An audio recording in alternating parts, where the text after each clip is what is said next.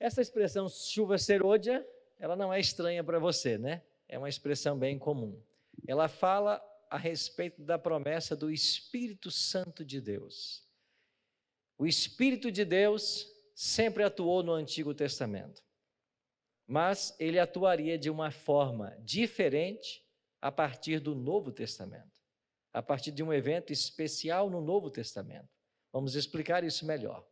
Mas eu queria começar com uma promessa de Joel 2, verso 28. O profeta escreveu assim, Joel 2, 28, e acontecerá depois que derramarei o meu espírito sobre toda a carne. Vossos filhos e vossas filhas profetizarão, vossos velhos sonharão e vossos jovens terão visões.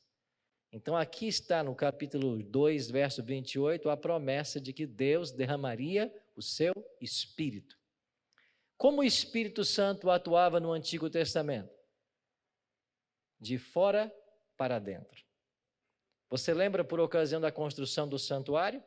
Quando o Espírito Santo veio e capacitou 2 homens, o Aléu e o Alibe, para serviços especiais no santuário, o Espírito Santo vinha e capacitava as pessoas. Era uma atuação mais de fora para dentro nos indivíduos. Mas a promessa de Joel é que o Espírito viria e ele passaria a atuar de dentro para fora. Ou seja, ele estaria nas pessoas, com as pessoas. Era uma atuação diferente. E não só o profeta Joel falou da vinda do Espírito, como o próprio Cristo também falou. E ele disse claramente, se eu não for, o Consolador não virá, mas quando eu for, eu vou-lo enviarei da parte do Pai. Então, não só os profetas do Antigo Testamento falaram da vinda do Espírito, o próprio Cristo prometeu. Agora, é o profeta Joel, que aqui no capítulo 2, verso 23, vai usar a expressão de onde nós tiramos o título da mensagem de hoje. Alegrai-vos, pois, Joel 2, 23, filhos de Sião, regozijai-vos no Senhor vosso Deus, porque Ele vos dará em justa medida, o quê? A chuva. Ele vos dará em justa medida a chuva, e fará descer como outrora a chuva temporã e a chuva serôdia. Então aqui o profeta introduz uma linguagem da Palestina, do mundo da agricultura. E você sabe que o povo de Israel era um povo que vivia da agricultura e da pecuária. Então eles dependiam totalmente das chuvas para a sua subsistência. E na Palestina eles estavam acostumados com 2 chuvas. As expressões usadas pelo profeta Joel no capítulo 2, verso 23. Chuva temporã e chuva serôdia. Em algumas versões da Bíblia, elas são chamadas de primeiras chuvas e últimas chuvas. Agora, qual era a função destas chuvas no ciclo da Palestina, da agricultura da Palestina? Quando caía a chuva temporã, era a hora de se lançar a semente ao solo. Muitas vezes a semente era lançada antes da chegada da chuva, mas eles já lançavam a semente na certeza de que Deus mandaria a chuva. Então, quando vinha a chuva temporã, era para que a semente germinasse. E meses depois, caía a chuva serôdia. E em que momento ela caía? Quando o grão estava começando a granular, quando ele estava perto de maturar. Então, era a chuva serôdia que dava força à planta para maturar o grão e propiciar a colheita, dar condição de que a colheita acontecesse. Então eles estavam acostumados com essas chuvas e eles dependiam delas para a colheita. E se não houvesse colheita, o povo morreria de fome. Então você consegue dimensionar a dependência que tinha esses povos da chuva? Era total. Bom, a gente pode ter uma ideia, né? Quando você fica lá um dia sem cair água na sua casa, o que acontece? Vira um caos, né? 24 horas sem água hoje é um caos. As vasilhas se acumulam, ninguém consegue tomar banho, não dá para lavar roupa, vira um caos. Agora você imagina quem depende de lançar a semente ao solo e da chuva para tirar a colheita para se alimentar. Então a chuva para este povo era tudo. É por isso que esse símbolo é usado pelos profetas do Antigo Testamento, alusivos ao Espírito Santo. Então chuva temporã e chuva serôdia são alusivos ao Espírito Santo e ao seu trabalho. Agora, quando é que se cumpriu essa profecia de Joel? Vamos olhar na Bíblia e nós encontramos aqui em Atos 2, 1 a 4, o seu cumprimento parcial. Preste bem atenção. Atos 2, 1 a 4 é um cumprimento parcial. E aconteceu o seguinte: ao cumprir-se o dia de Pentecostes, estavam todos reunidos no mesmo lugar. Todos quem? Os discípulos. E eles estavam ali seguindo a ordem de Cristo. 10 dias reunidos em um cenáculo. De repente veio do céu um som como de um vento impetuoso e encheu toda a casa aonde estavam assentados.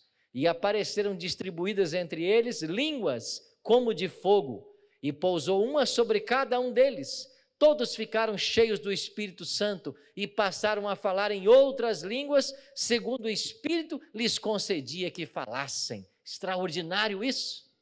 Agora preste atenção. Olha o que diz a Bíblia. Eles receberam línguas de fogo e todos passaram a falar em outras línguas. Se você vai para o original grego, não existe a palavra outra no original grego. Simplesmente diz, todos passaram a falar em línguas. Não existe outra língua. Em línguas. Que línguas? As línguas dos povos que estavam em Jerusalém no dia de Pentecostes, naquele ano. Então, deixa eu fazer um parêntese aqui. Quando os discípulos foram batizados com o Espírito Santo, eles não falaram uma língua desconhecida. Eles não falaram uma língua que ninguém entendia. Eles não falaram línguas de anjos. Não. Eles falaram em línguas, diz o original. E se você for para Atos 2, versos 15 a 17, você vai descobrir que eles falaram em 14 idiomas diferentes.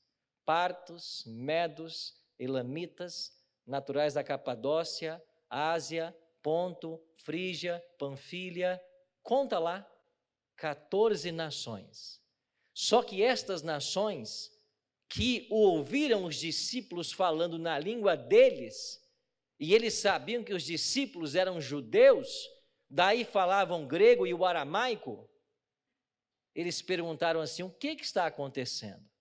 Não são galileus esses homens que aí estão falando? Como, pois, cada um os ouvimos falar na nossa própria língua materna? E aqui aparece um adjetivo interessante. Os discípulos no dia de Pentecostes falaram em línguas maternas. É bom abrir esse parênteses para você que está em casa nos assistindo, pelas nossas redes sociais, para você ter certeza de que na Bíblia não existe essa história de se falar uma língua que ninguém entende. O dom de línguas na Bíblia é a capacidade sobrenatural que Deus dá ao crente de falar uma língua materna com a qual ele nunca teve contato. Isso é dom de línguas. E o resultado desse dom de línguas é que eles disseram assim, como que nós estamos entendendo as grandezas de Deus? Eles entenderam o sermão pregado e naquele dia 3.000 foram batizados. Por quê? Porque o dom de línguas foi dado com a função de evangelismo e ali havia uma necessidade clara. Então o evangelho começou a ser pregado. E aí quando eles começaram, alguns começaram a ridicularizar os apóstolos. E então Pedro se levantou e falou assim, irmãos, estes homens não estão embriagados, como vindes pensando, sendo esta a 3ª hora do dia. E então Pedro continua, mas o que ocorre é o que foi dito por intermédio de quem? Do profeta Joel. E ele cita Joel. E acontecerá nos últimos dias, diz o Senhor, que derramarei o meu espírito sobre toda a carne. Vossos filhos profetizarão, vossos jovens sonharão, ou vossos jovens terão visões e sonharão vossos velhos. Então Pedro cita a profecia que nós acabamos de ler em Joel 2:28. Então o que vocês estão vendo é o cumprimento da profecia feita por Joel. O Espírito Santo nos foi dado. E sabe o que aconteceu aqui em Atos capítulo 2? Iniciou uma nova fase no ministério do Espírito Santo. Nós chamamos de a dispensação do Espírito Santo. Porque a partir desse momento, o Espírito de Deus atuaria agora dentro do ser humano, habitaria com o homem. Uma vez que Cristo foi assunto aos céus, enviou o Espírito e ele veio para estar conosco e vai estar por todo sempre, até que se consumem os séculos. Então, no Pentecostes, nós temos o início da dispensação do Espírito Santo. Com isso, nós podemos afirmar de que a história da igreja cristã, ela se abre e se fecha dentro de um grande arco de dois momentos da atuação do Espírito Santo. No início, no Pentecostes, você tem a chuva temporã, a época da semeadura. E agora, em nossos dias, nós aguardamos um novo Pentecostes, a chuva serôdia, é a hora da colheita. Então a história da igreja cristã, ela abre e se fecha com a atuação do Espírito Santo. E quando nós vamos para Atos, que é chamado Atos dos Apóstolos, mas poderia ser chamado Atos do Espírito Santo, quem é o personagem proeminente do livro de Atos? É o Espírito Santo, é o Espírito quem capacita, quem dá dons, quem dirige a igreja, quem envia missionários, quem proíbe missionários de ir, quem faz os milagres, quem mantém a unidade, é o Espírito. Então ali foi a chuva temporã e começou a igreja cristã. Nós aguardamos agora um novo Pentecostes. Isso quer dizer que uma grande tempestade do Espírito está se aproximando. Só que essa grande tempestade, não devemos temê-la, mas devemos ansiar por ela. Está nos prometido aguaceiros da chuva do Espírito.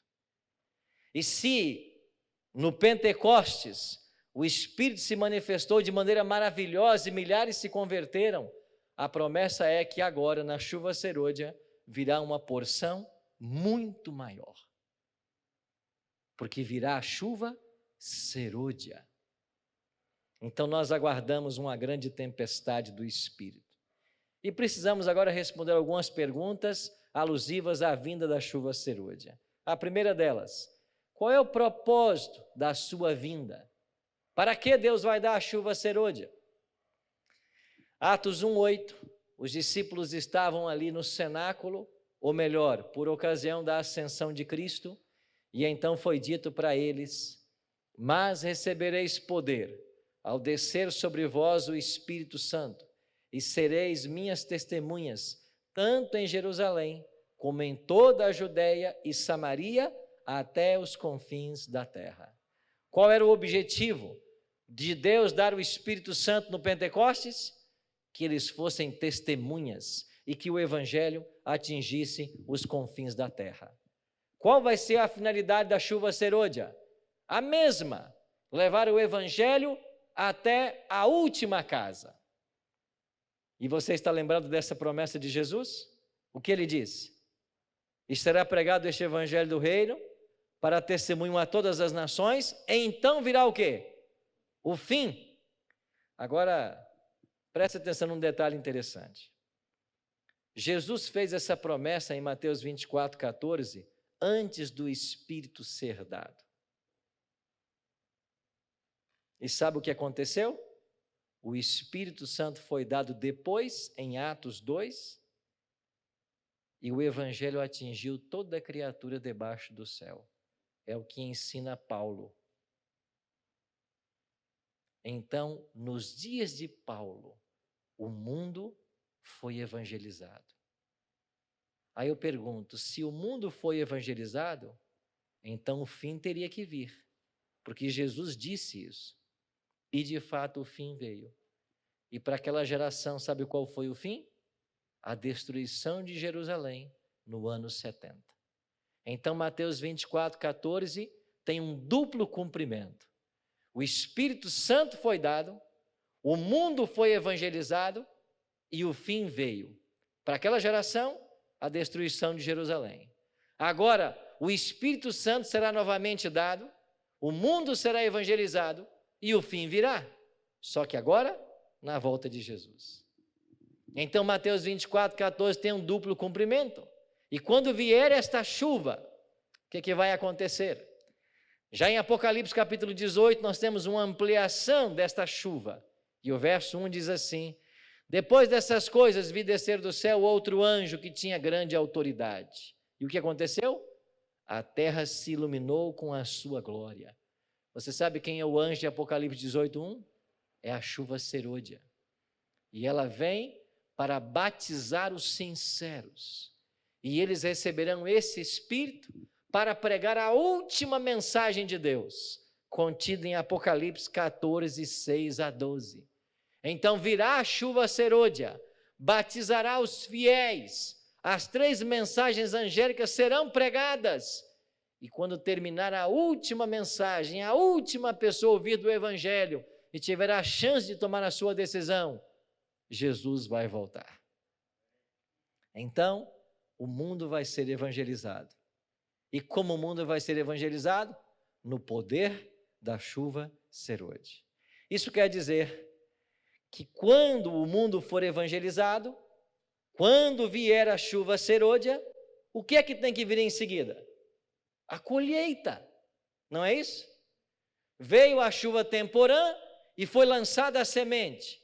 Virá a chuva serôdia e é hora da colheita. Agora, olha para Apocalipse 14. É exatamente isso que o Apocalipse ensina. No versículo 12, nós terminamos as 3 mensagens angélicas. Apocalipse 14, 12. Quando chega no versículo 14, João escreveu assim: olhei e eis uma nuvem branca, e sentado sobre a nuvem, um semelhante a filho de homem, que tendo na cabeça uma coroa de ouro, e na mão ele tem o quê? Uma foice afiada. Quem é esse que está sentado na nuvem? É Cristo. E ele tem o que na mão? Uma foice. E então sai agora do santuário uma voz e diz assim: outro anjo saiu do santuário, gritando em grande voz para aquele que se achava sentado sobre a nuvem. E o que o anjo gritou para Jesus? Toma a tua foice e ceifa, pois chegou a hora de ceifar, visto que a seara da terra já amadureceu. E aquele que estava sentado sobre a nuvem passou a sua foice sobre a terra, e a terra foi ceifada. O que é isso? A colheita final. Feita por quem? Por Cristo. E por que aconteceu a colheita? Porque veio a chuva serôdia. Então isso nos leva a uma conclusão. A única esperança desta igreja de concluir a missão que Cristo nos deu repousa na chuva serôdia. A nossa única esperança. Não existe outra forma, não existe outro mecanismo, não existe outro caminho para que o Evangelho conclua nessa terra, senão através da chuva serôdia. Extraordinário isso. Virá a colheita. Cristo vai fazer essa colheita.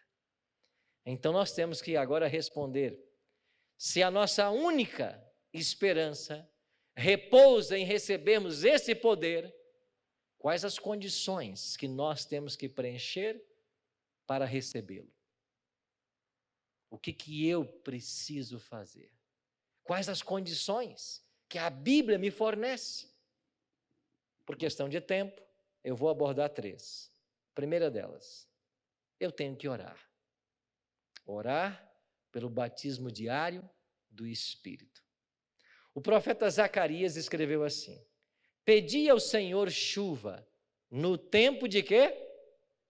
Das chuvas serôdias.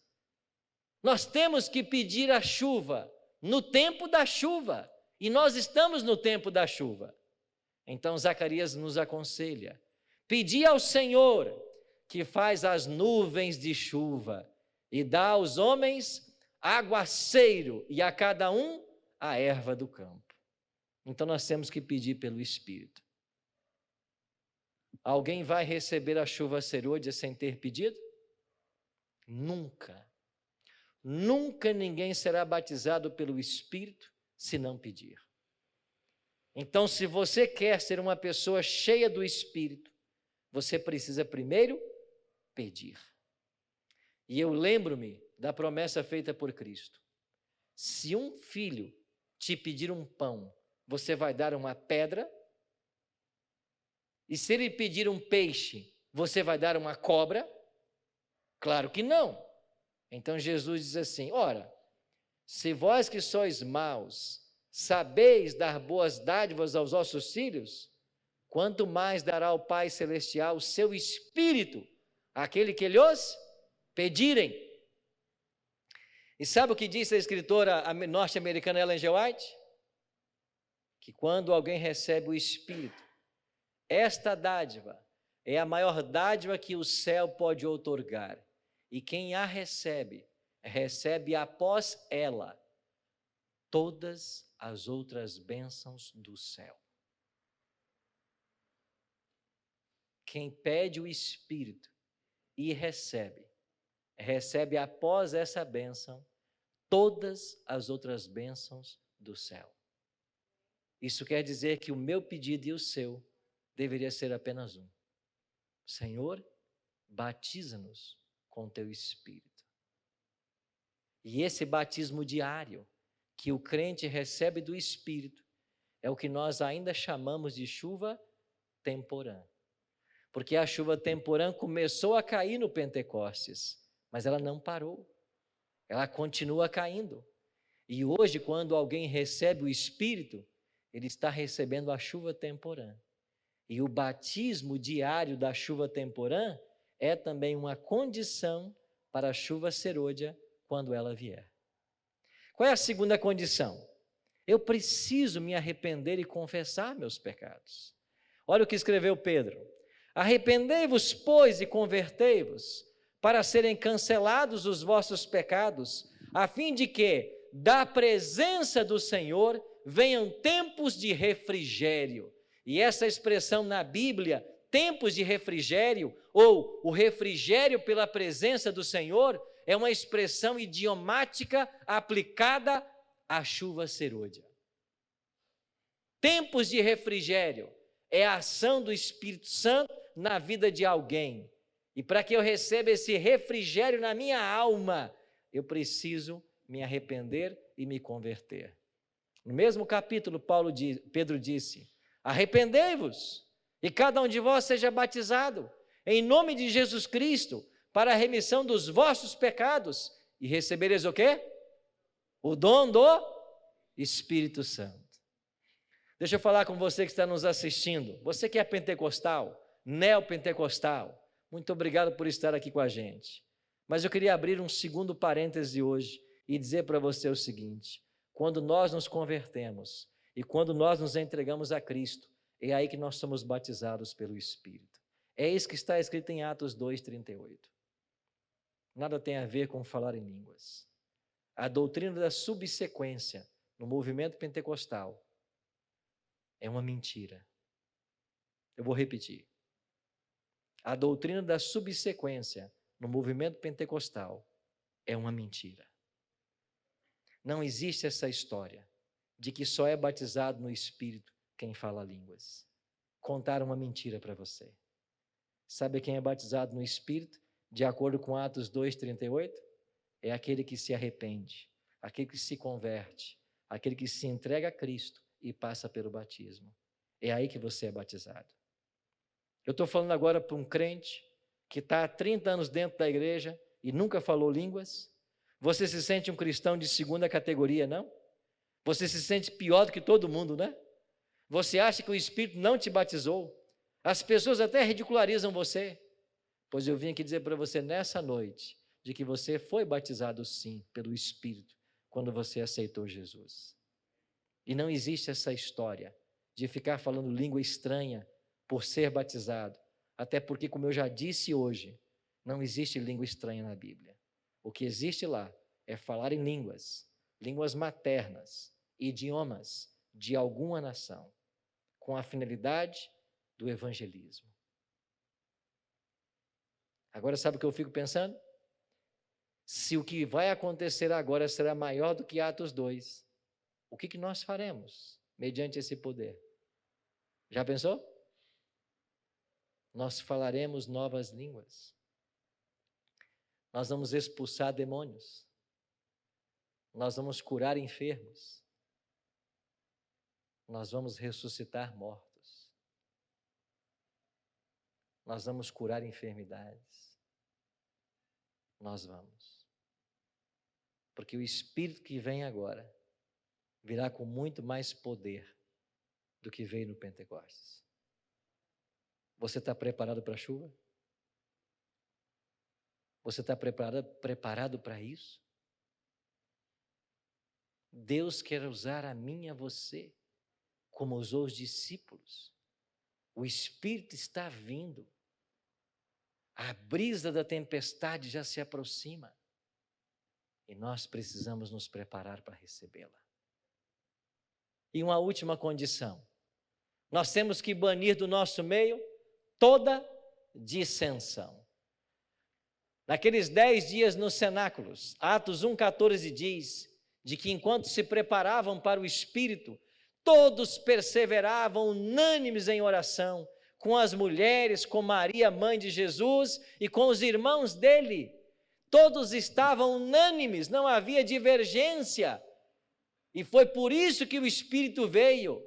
E depois que o Espírito veio, Atos 2 diz que diariamente eles perseveravam unânimes no templo, no partir do pão de casa em casa, ou seja, eles estavam unidos, se preparando para receber o Espírito e depois que receberam o Espírito.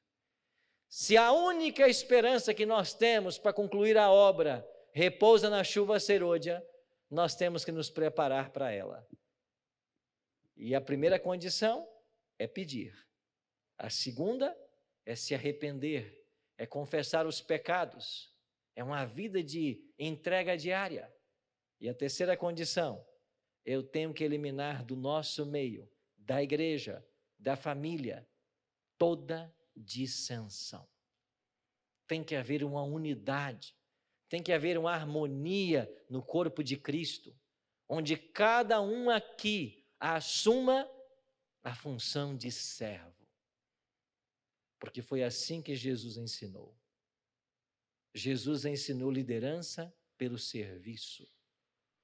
E nós temos que estar nessa igreja para servir e não para ser servido. Preenchidas essas condições, a chuva virá.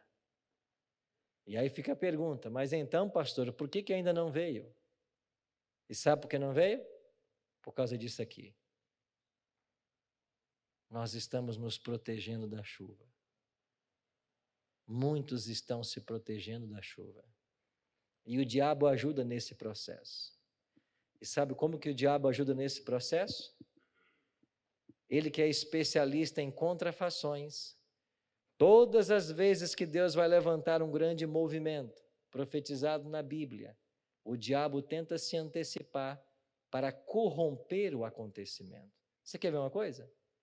As profecias do Antigo Testamento anunciavam a vinda de Cristo. O que o diabo fez? Trabalhou 400 anos, entre Malaquias e Mateus, para levar o povo a ansiar um Messias bélico.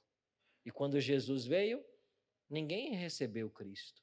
Ninguém estava pronto para recebê-lo.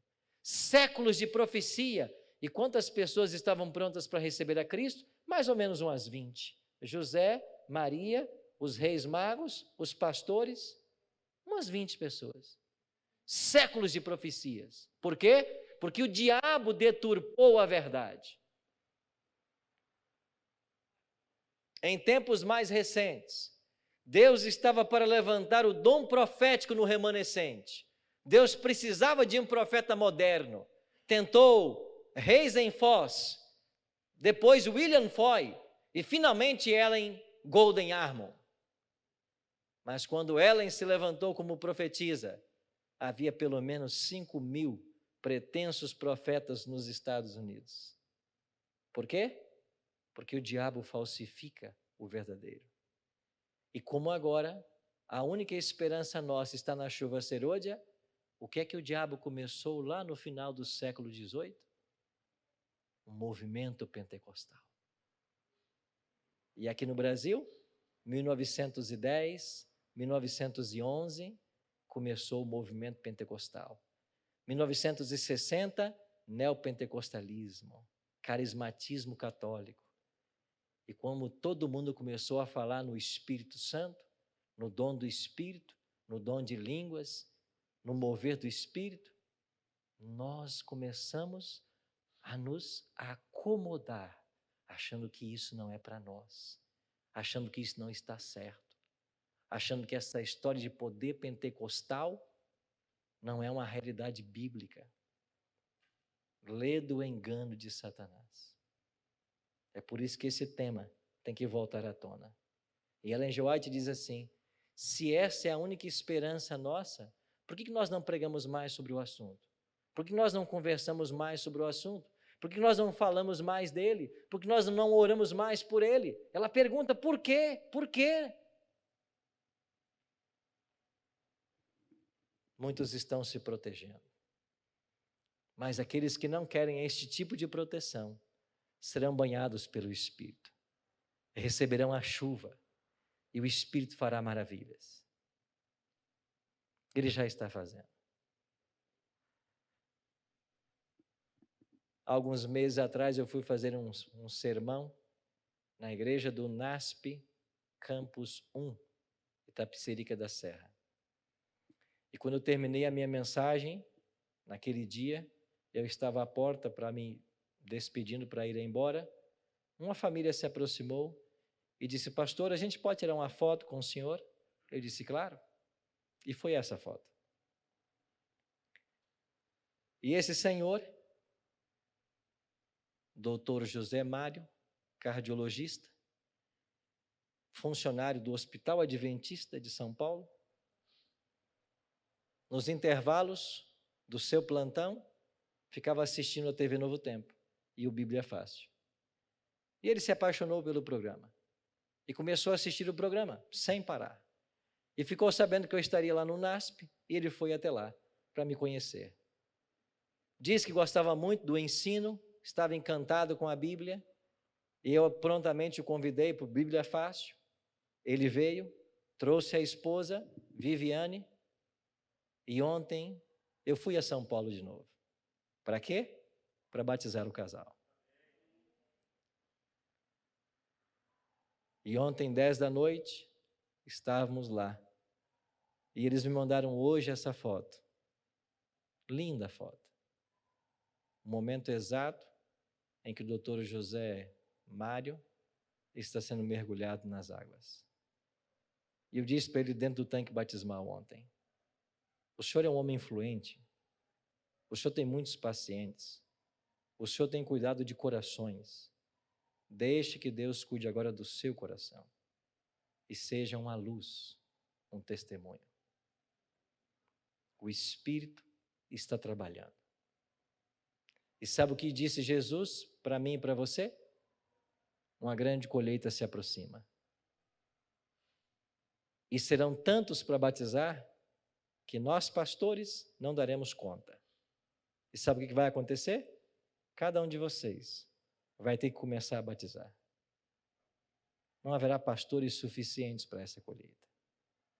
E todos iremos batizar. E esse anjo, que com a sua glória ilumina a terra, ele tem uma mensagem. Ele diz assim: retirai-vos dela, povo meu. Retirai-vos da onde? De Babilônia.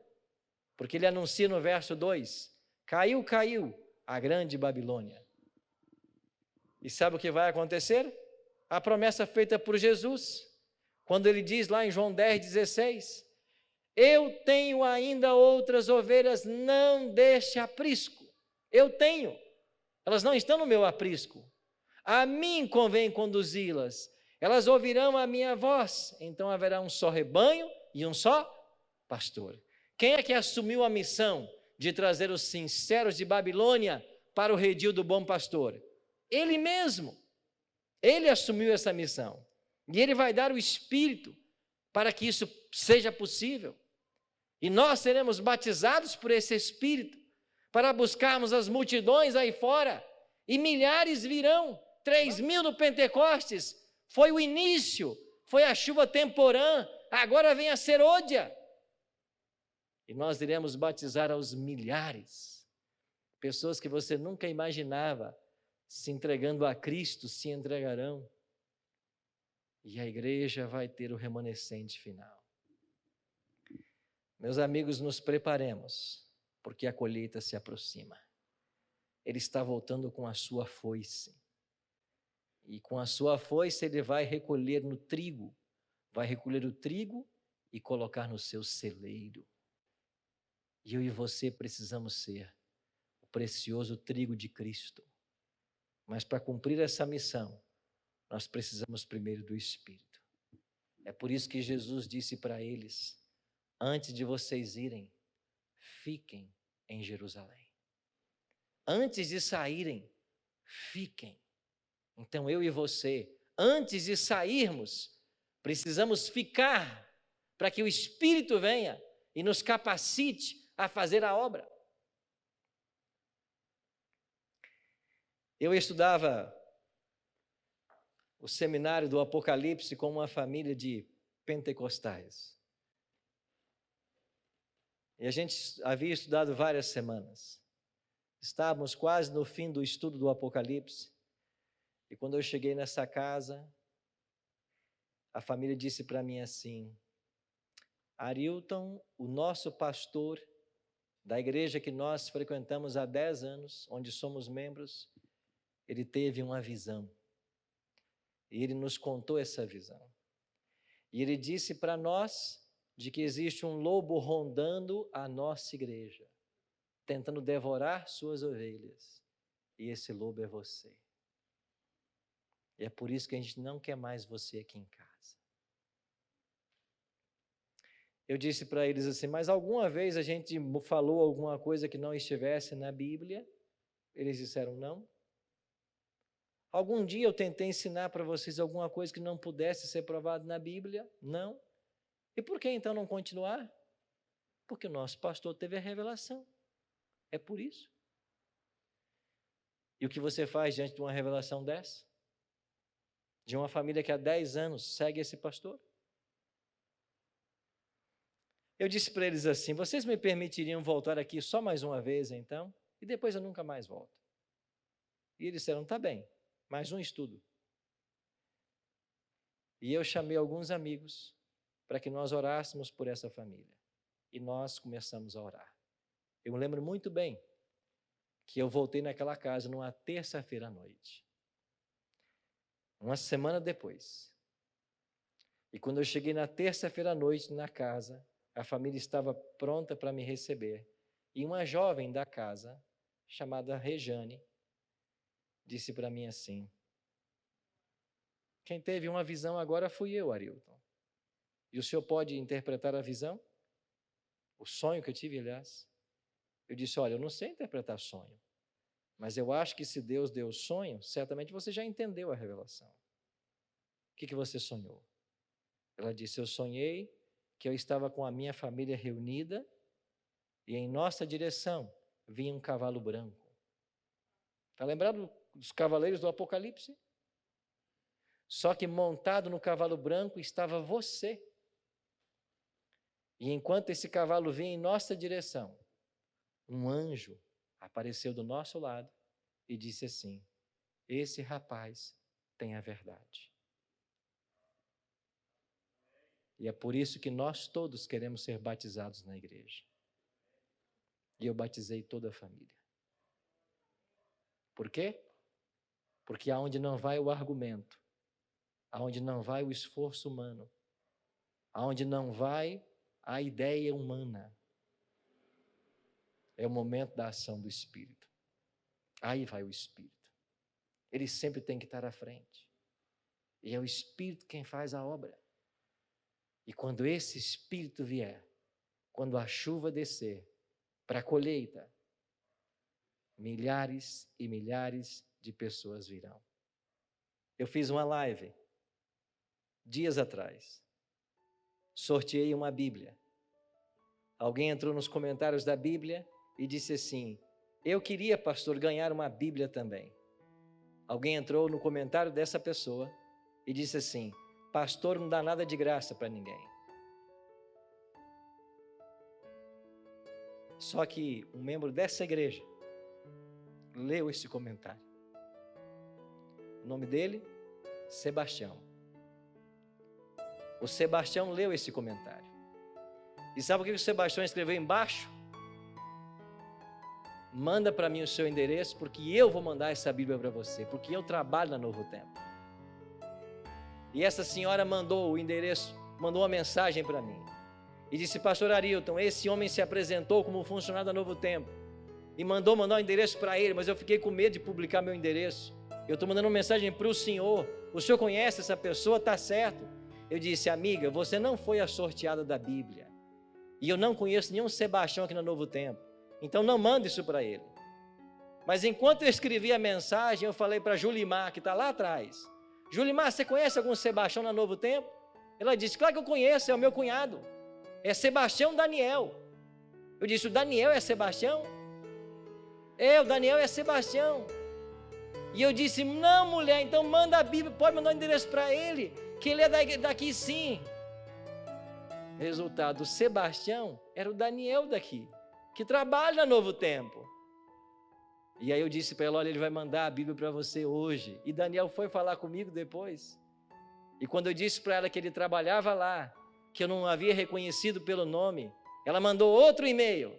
Ela disse assim: pastor, eu quero me batizar. Você acha que isso é coincidência? Isso é o Espírito trabalhando. Eu não vi a mensagem. Alguém foi lá para dizer para essa mulher que pastor não dá nada para ninguém, que ela não devia esperar nada dessa igreja. Mas aí um membro daqui do Jardim América, usado por Deus, foi lá e disse: não, eu trabalho no Novo Tempo, eu mando para você. E eu imprimi a mensagem dela e está na minha mesa: pastor, eu quero me batizar. Você está entendendo como é que o Espírito trabalha? Você está pronto para os aguaceiros da chuva? Nesse tempo final, todo mundo, todo ser humano será batizado por um Espírito. E quem não receber a chuva serôdia vai receber o Espírito de Satanás. Porque quando o Espírito de Deus concluir sua obra e se retirar dos ímpios, os demônios tomarão conta. Então todo ser humano, no final da história, será cheio de um Espírito. Para qual Espírito você está se preparando?